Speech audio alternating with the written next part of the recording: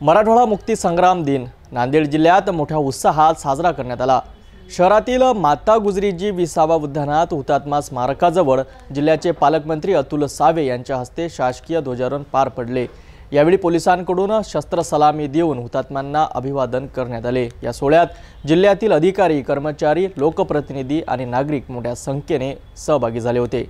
नांदेड शहरात मराठवाडा मुक्ती संग्राम दिन जल्लोषात साजरा झाला। सकाळीच माता गुजरीजी 20वा उद्यान परिसरात नागरिकांची गर्दी झाली होती। पालकमंत्री अतुल सावे यांच्या हस्ते शासकीय ध्वजारोहणाचा कार्यक्रम पार पडला। त्यानंतर हुतात्मा स्मारकाजवळ त्यांनी पुष्पचक्र अर्पण करून क्रांतिकारकांना श्रद्धांजली वाहिली।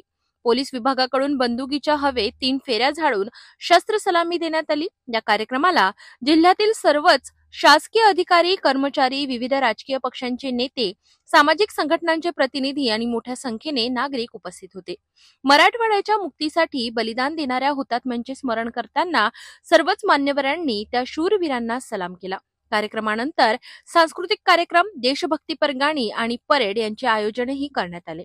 नांदेड जिल्ह्यातील प्रमुख सरकारी कार्यालयांमध्ये आणि शाळा महाविद्यालयांमध्ये देखील ध्वजारोहण सोहळे पार पडले। मराठवाडा मुक्ती संग्राम दिवस आहे आणि जसं भारताला स्वातंत्र्य 15 ऑगस्टला मिळालं, पण त्यात मराठवाड्याला 1 वर्ष आणि 1 महिना उशिरा, 13 महिने उशिरा आपल्याला स्वातंत्र्य मिळालं। आज आपण इकडे मराठवाडा मुक्ती संग्राम दिवस साजरी करतो। या ठिकाणी सर्वप्रथम ज्यांनी स्वातंत्र्यासाठी आणि मराठवाडा मुक्तीसाठी बलिदान दिलं किंवा ज्यांनी त्या काळामध्ये प्रयत्न केले त्या सगळ्यांना अभिवादन करतो।